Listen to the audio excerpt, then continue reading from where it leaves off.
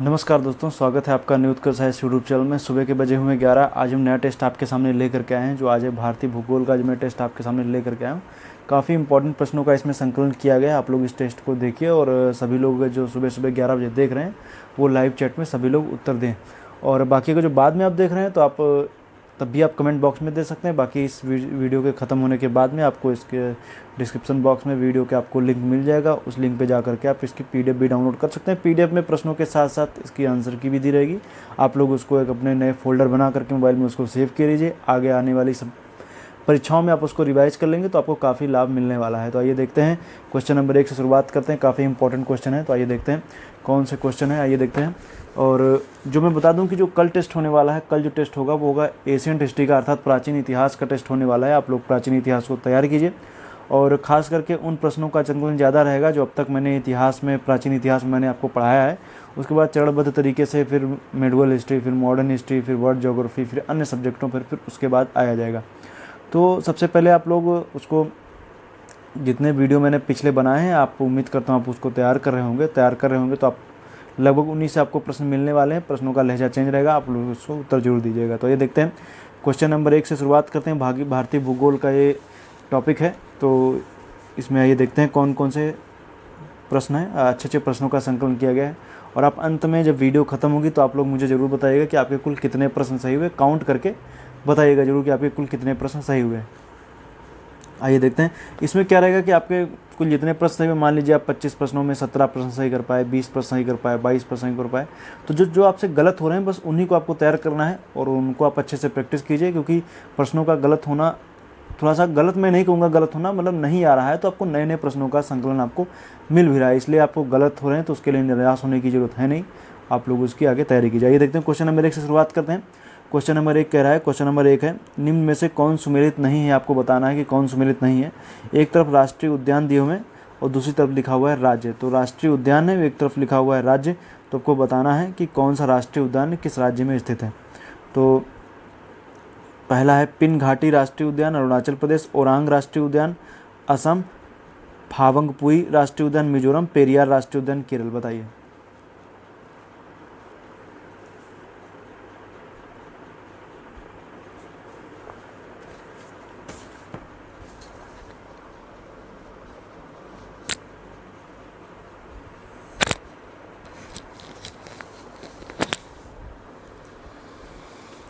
तो इसका जो आंसर हो जाएगा वो हो जाएगा पिन घाटी राष्ट्रीय उद्यान अरुणाचल प्रदेश में, हिमाचल प्रदेश में है, तो उसको याद रखिएगा।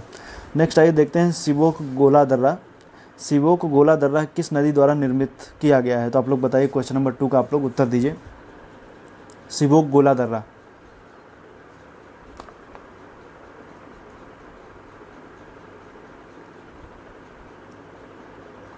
तो सिबोक गोला दर्रा तिस्ता नदी के द्वारा निर्मित किया गया है। तो तिस्ता नदी ने इस दर्रे को बनाया है, तो इसको याद रखिएगा। सिबोक गोला दर्रा, तो तिस्ता नदी ने इसको निर्मित किया है। तो आप, तिस्ता नदी कहाँ की फेमस है?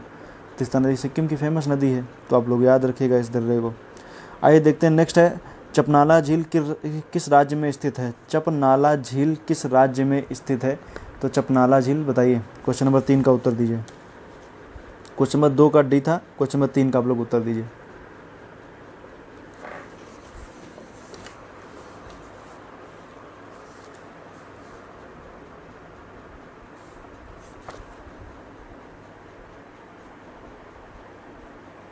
चपनाला झील को जो हम देखेंगे तो ये आसाम में स्थित है। चपनाला झील कहाँ है? आसाम में स्थित है। फिर देवदार वृक्ष अधिक उगता है कहाँ पर, बताइए। क्वेश्चन नंबर 3 का सी शायद था, क्वेश्चन नंबर 4 बताइए।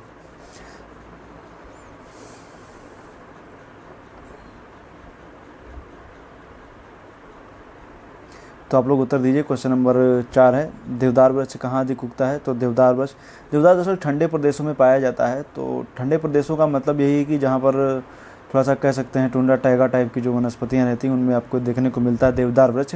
तो आप देखेंगे तो देवदार वृक्ष भारत में कहाँ मिल सकता है? हिमालयी क्षेत्र में मिलेगा, क्योंकि वहीं पर ही थोड़ा सा ठंडा प्रदेश है। तो हिमालय में भी जब आप देखेंगे, जब आप पूर्वी हिमालय की तरफ जाएंगे तो वहाँ पर आपको ठंडे प्रदेश ज़्यादा मिलेंगे नहीं, लेकिन जब आप पश्चिमी हिमालय की तरफ रुख करेंगे, जम्मू कश्मीर के साइड में, तो आप देखेंगे वहाँ पर आपको ये वृक्ष मिल जाएंगे देवदार। तो इसका उत्तर हो जाएगा क्वेश्चन नंबर 4 का डी, पश्चिमी हिमालय। क्वेश्चन नंबर 5 है, निम्न सेल समूहों में कौन पादप जीवाश्म में सर्वाधिक संपन्न है? Question number 5।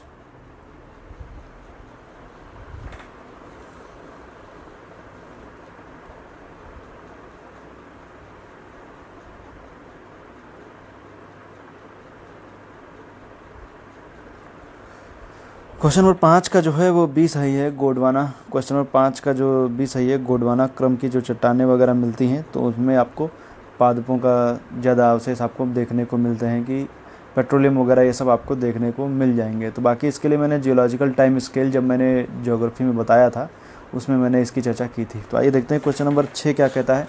क्वेश्चन नंबर 5 का बी सही है, क्वेश्चन नंबर 6 देखते हैं क्या कहता है। तो क्वेश्चन नंबर 6 है, भारत में सबसे पहले निम्न में से किस राज्य में सूर्य सबसे पहले दिखाई देगा? तो आपको उत्तर बताना है कि आखिर भारत में सबसे पहले निम्न में से किस राज्य में सूर्य सबसे पहले दिखाई देगा। तो आप लोग इसका उत्तर दीजिए, क्वेश्चन नंबर 6 का आप लोग उत्तर दीजिए।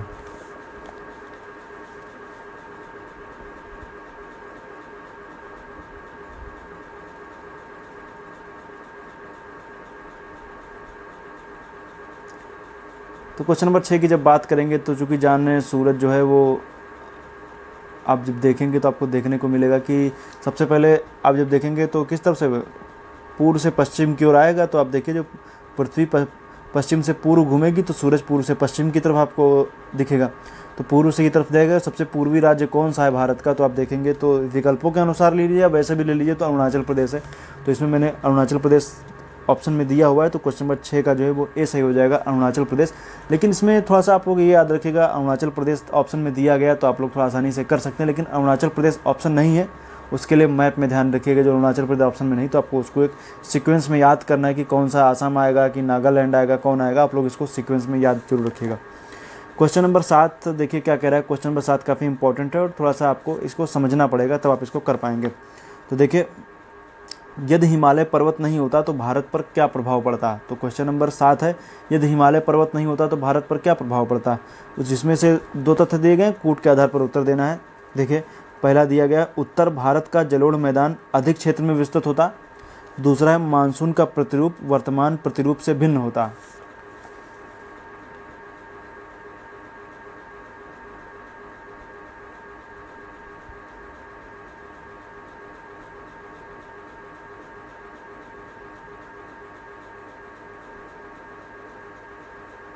तो जब हम देखेंगे तो इसका उत्तर जो हो जाएगा क्वेश्चन नंबर 7 का। तो हम जब देखेंगे तो क्वेश्चन नंबर 7 का पहला तथ्य देखिए, तो इसमें लिखा हुआ है कि उत्तर भारत का जलोढ़ मैदान अधिक क्षेत्र में विस्तृत होता। गलत है, क्योंकि उत्तर भारत के मैदान जो है वो हिमालयी क्षेत्र की नदियाँ जो हैं उनके द्वारा लाए गए जलोढ़ निक्षेपों की वजह से हुआ है। तो जब हिमालय नहीं होता तो नदियाँ नहीं होती, नदियाँ नहीं होती तो जलोढ़ के मैदान विस्तृत क्या होने का ही सवाल नहीं पैदा होता। तो ये कहने का मतलब ये कि पहला तथ्य गलत हो गया। दूसरा, मानसून का प्रतिरूप वर्तमान प्रतिरूप से भिन्न होता। तो ये सही है, क्योंकि मानसून का जो वर्तमान में प्रतिरूप आपको, अर्थात जो मानसून की जो देखते हैं इस समय, तो ये प्रतिरूप जो है वो चेंज होता है, क्योंकि हिमालयी क्षेत्र से भी आप देखते हैं मानसून टकरा करके उत्तर से दक्षिण की ओर बारिश होती चली जाती है। उत्तर प्रदेश ले लीजिए, मध्य प्रदेश ले लीजिए, तो इन सबों पे आप जब देखेंगे तो बारिश हिमालय की वजह से होती है। नहीं, जो हिमालय नहीं होता तो जो मानसूनी हवाएं थी वो हिमालय से ना टकरा करके आगे निकल जाती। तो इस वजह से अगर जो हिमालय नहीं होता तो फिर इसका असर पड़ता, तो प्रतिरूप भिन्न भी होता। तो क्वेश्चन नंबर 7 का बी सही है, केवल 2 सही है। क्वेश्चन नंबर 8 है, भांवर पेटी कहाँ पाई जाती है? बताइए, भांवर पेटी।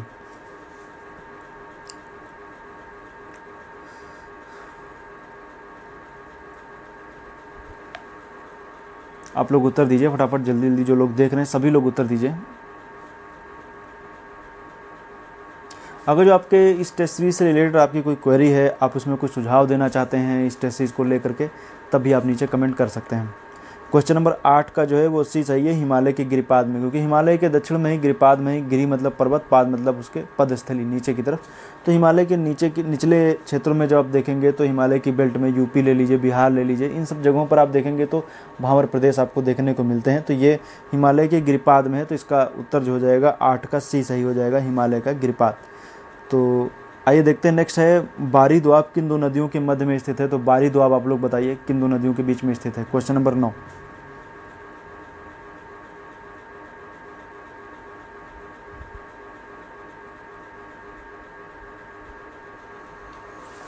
जो हम देखेंगे बारी दोआब की जब बात हम कर रहे हैं, तो आइए देखते हैं बारी दोआब की जब बात करेंगे तो बारी दरअसल दो नदियों से मिलकर के बनेगा, जिसमें से बा से ब्यास, रा से रावी।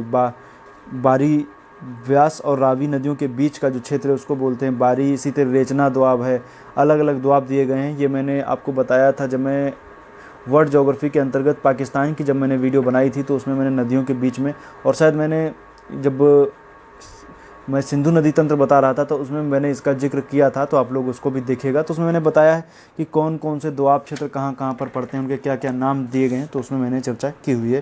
तो इसका उत्तर हो जाएगा बारी, दोआब, रावी और व्यास। तो मैंने इसको उल्टा कर दिया है, व्यास और रावी देता तो शायद आप समझ जाते, तो इसलिए मैंने इसको उल्टा कर दिया, रावी और व्यास। क्वेश्चन नंबर 9 का ए सही है।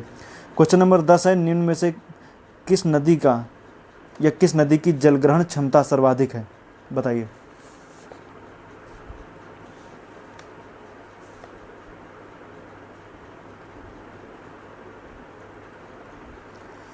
तो आइए देखते हैं क्वेश्चन नंबर जो 10 है, निम्न में से किस नदी की जलग्रहण क्षमता सर्वाधिक है। तो इसका जो उत्तर हमें देखने को मिलेगा, तो उत्तर हो जाएगा बी, गोदावरी। क्योंकि जान रहे दक्षिण भारत में सबसे ज़्यादा जल धारण करने की क्षमता जिस नदी में है वो है गोदावरी। और इसको कह सकते हैं कि विश्व की बात करेंगे तो जैसे अमेजन जानते हैं आप, तो ये गोदावरी जो है सबसे ज़्यादा। 10 का जो है वो बी सही है। क्वेश्चन नंबर 11 की बात करेंगे, इसमें भी आपको थोड़ा सा समझना पड़ेगा, समझ के उत्तर दीजिए। निम्न में से कौन सा कथन सही है, दो तथ्य दिए गए, कूट के आधार पर उत्तर देना है। गाद के निक्षेपण से नदी घाटियों की गहराई में वृद्धि होती है। दूसरा है गाद के जमाव से बाढ़ की आशंका सर्वाधिक रहती है।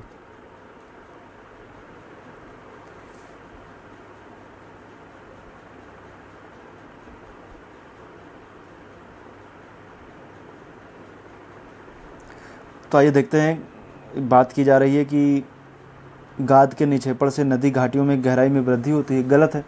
नदी घाटियों की जब बात ही निक्षेप की कर रहा है, मतलब कहीं पे जमाव हो रहा है, जमाव होगा तो नदी की घाटियों में गहराई तो नहीं बढ़ेगी, गहराई में कमी आती है। और जब कमी आती है तो वाटर लेवल बढ़ जाता है, और जब वाटर लेवल बढ़ता है तो बाढ़ की आशंका बढ़ जाती है। तो क्वेश्चन नंबर 11 का बी सही हो जाएगा, केवल 2। गाद के जमाव से बाढ़ की आशंका सर्वाधिक रहती है, ये सही है, लेकिन पहला वाला गलत है। घाटियों में गहराई में वृद्धि नहीं होती, गहराइयों में कमी आती है। क्वेश्चन नंबर 12 है, लद्दाख एवं जास्कर श्रेणियों के मध्य प्रवाहित होने वाली नदी कौन सी है। तो ये तो नॉर्मल सा प्रश्न है, आपको बता देना चाहिए तुरंत। क्वेश्चन नंबर 12, सभी लोग उत्तर दीजिए इसका, जितने भी लोग देख रहे हैं। तो बात करेंगे लद्दाख एवं जास्कर श्रेणियों के मध्य प्रवाहित होने वाली नदी कौन सी है, तो उस नदी का नाम जो हम बात करेंगे तो हो जाएगी सिंधु नदी। याद रखिएगा, सिंधु नदी कहाँ से निकलती है, कमेंट करके बताइए। क्वेश्चन नंबर 13 की बात करेंगे, कपिली और रैदक किसकी सहायक नदियां हैं।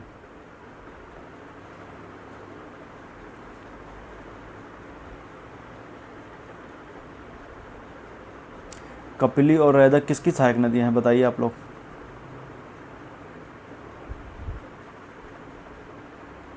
तो कपिली और रैदक जो हैं वो ब्रह्मपुत्र की सहायक नदियां हैं। क्वेश्चन नंबर 13 का बी सही है, ब्रह्मपुत्र नदी।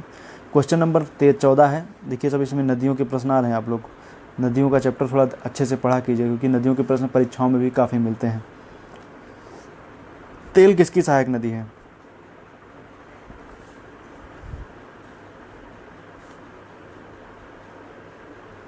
क्वेश्चन नंबर 14 की बात करेंगे तो तेल महानदी की सहायक नदी है। तेल किसकी सहायक नदी, महानदी की सहायक नदी है। आसन, तेल, ये सब इसी की हैं।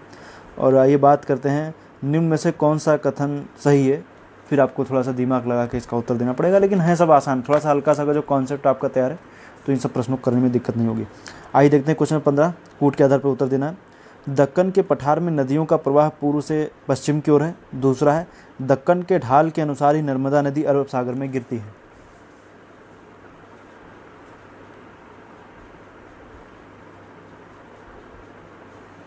काफ़ी अच्छा प्रश्न है, इसका आप लोग उत्तर दीजिए।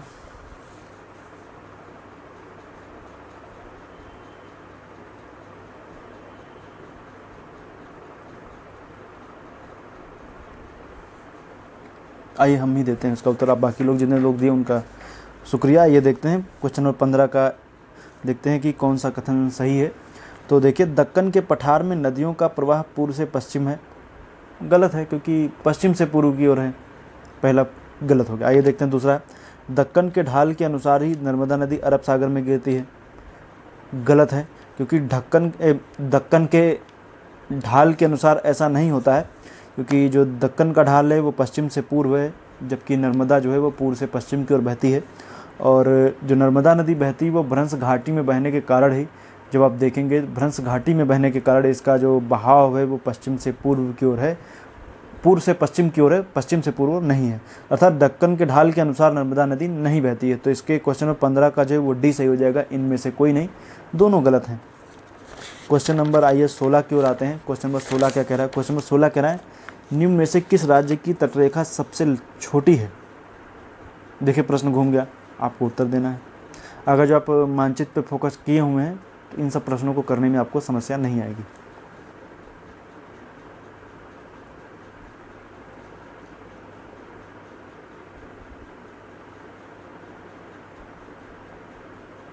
तो निम्न में से किस राज्य की तटरेखा सबसे छोटी है? तो सबसे छोटी जो है वो केरल की है, याद रखिएगा।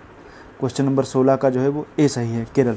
और सबसे बड़ी वैसे तो बता दूं तो अंडमान निकोबार की है, और अंडमान निकोबार के बाद जब भारत की मुख्य भूमि की बात करेंगे तो गुजरात की है, और उसके बाद में जो हम देखेंगे तो हमें देखने को मिलता है महाराष्ट्र की भी बड़ी है। तो इन सब जगहों की काफ़ी बड़ी तटरेखा है, लेकिन इसमें से कहने का मतलब यही कि आप लोग इसे पूछ लिया जाए सबसे छोटी कौन सी है, तो सबसे छोटी जब देखेंगे तो आपको देखने को मिलेगा गोवा की तटरेखा छोटी है। तो इस तरीके के प्रश्न आपको परीक्षाओं में मिल सकते हैं, आप लोग याद रखिए। वैसे ऐसे प्रश्न आपको कभी भी मिल सकते हैं। आइए देखते हैं क्वेश्चन नंबर 17 है, निम्न में से कौन सा कथन सही है? आपको इसका उत्तर देना है। पूर्वी एवं पश्चिमी घाट का संधि बिंदु अन्नामलाई पहाड़ी है। दूसरा है अन्नामलाई ग्रंथि पर्वत का उदाहरण है। क्वेश्चन नंबर 17 का आप लोग उत्तर दीजिए।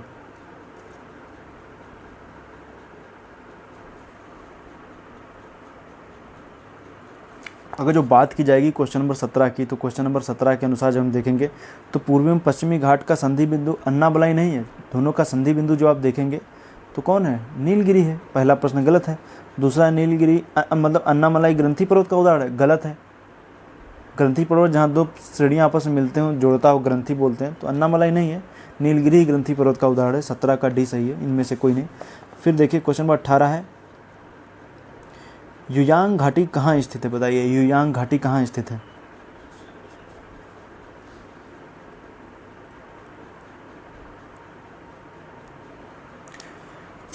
युयांग घाटी सिक्किम में स्थित है। युयांग घाटी कहाँ है? सिक्किम में स्थित है। आइए क्वेश्चन नंबर 19 की ओर आते हैं, निम्न में से कौन सुमेलित है? सुमेलित नहीं है, सॉरी, कौन सुमेलित नहीं है बताना है, तो आप लोग बताइए, फिर हम उसका उत्तर देते हैं।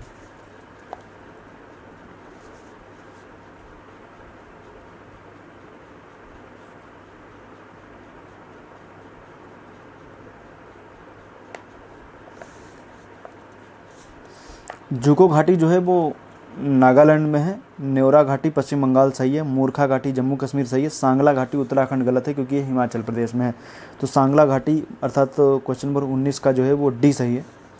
और आइए क्वेश्चन नंबर 20 की बात करते हैं, निम्न में से कौन सा क्षेत्र मानसून की अरब सागर की शाखा से ज़्यादा प्रभावित नहीं होता है? क्वेश्चन नंबर 20 का आप लोग उत्तर दीजिए।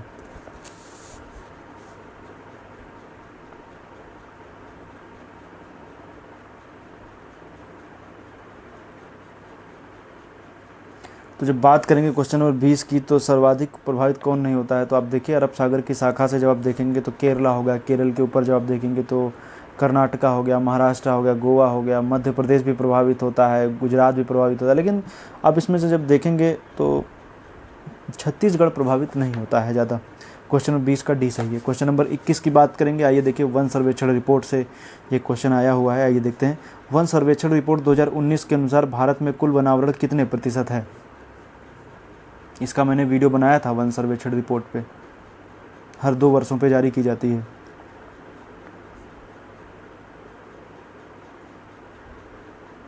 क्वेश्चन नंबर 21 का उत्तर हो जाएगा ए, 21.67, याद रखिएगा। अब आइए देखते हैं क्वेश्चन नंबर 22 की बात करेंगे, निम्न में से कौन सा कथन सही है? कौन सा कथन सही आपको बताना है। और देखिए, सर्वाधिक आर्द्र भूमि वाला राज्य गुजरात है। दूसरा है, कुल आर्द्र भूमि वनों का 3.83% हैं। क्वेश्चन नंबर 22 का आप लोग उत्तर दीजिए।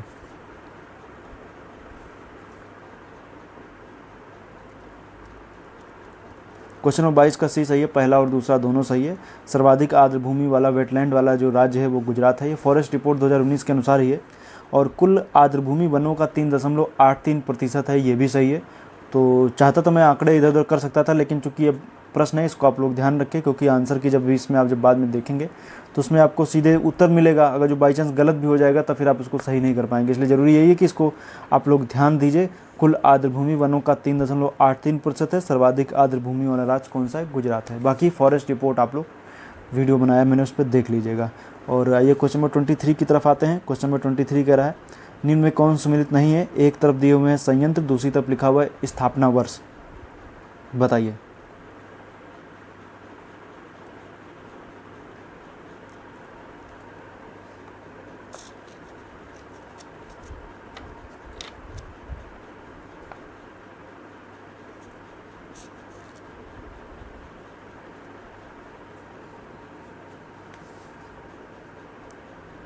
क्वेश्चन नंबर 23 का सी है, सही है। सलेम इस्पात संयंत्र 1980 में नहीं 1982 में इसकी स्थापना की गई थी, तो इसको याद रखेगा। बाकी मैं बता दूं कि कोविड-19 का दौर चल रहा है, कोरोना वायरस के इस दौर में अपना और अपने परिजनों का ध्यान रखिए और अनावश्यक घर से बाहर ना निकलिए। कठिन दौर है, गुजर जाएगा, लेकिन थोड़ा सा सावधानी बरतिए, ये काफ़ी ज़रूरी भी है। आइए देखते हैं क्वेश्चन नंबर 24 की तरफ हम आएंगे। सीमा सड़क संगठन BRO की स्थापना किस वर्ष की गई थी? तो BRO की स्थापना किस वर्ष की गई थी, बताइए आप लोग। Border road organisation.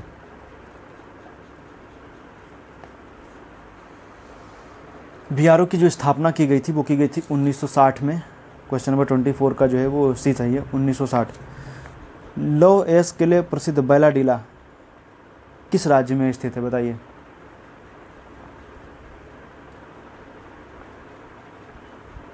Question number 25 का जो है वो बी सही है, छत्तीसगढ़ में स्थित है। बैलाडीला जो लौह अयस्क के लिए प्रसिद्ध है, छत्तीसगढ़ में स्थित है।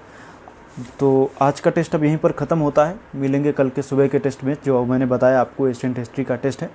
आप लोग सुबह 11 बजे रेडी रहिएगा, कल आपके समक्ष एशियन हिस्ट्री का टेस्ट आने वाला है। तो कुछ क्वेश्चन वगैरह बन भी गए हैं और जल्द से जल्द आगे क्वेश्चन बना करके कल सुबह आपके सामने टेस्ट उपस्थित हो जाएगा। तो लगभग प्रश्न उन्हीं के रहेंगे जब तक, जहाँ तक मैंने जो गुप्त काल में बता रहा था, तो वहाँ तक के टेस्ट में सबसे ज़्यादा प्रश्न रहने वाले हैं। सिंधु घाटी सभ्यता, बाकी जितने भी टॉपिक हैं उन सबको आप लोग पढ़ लीजिएगा। नवपाषाण काल, मध्य पाषाण काल, जितने भी आप रिवाइज कर सकते हैं रिवाइज कर लीजिएगा, क्योंकि मैं यही उम्मीद करता हूँ कि आपने नोट्स वगैरह बनाए होंगे जो मैं पढ़ा रहा था, तो उसके आप नोट्स जो बनाए होंगे तो उनसे आप तो फटाफट रिवाइज भी कर सकते हैं, कोई बहुत टफ काम नहीं है।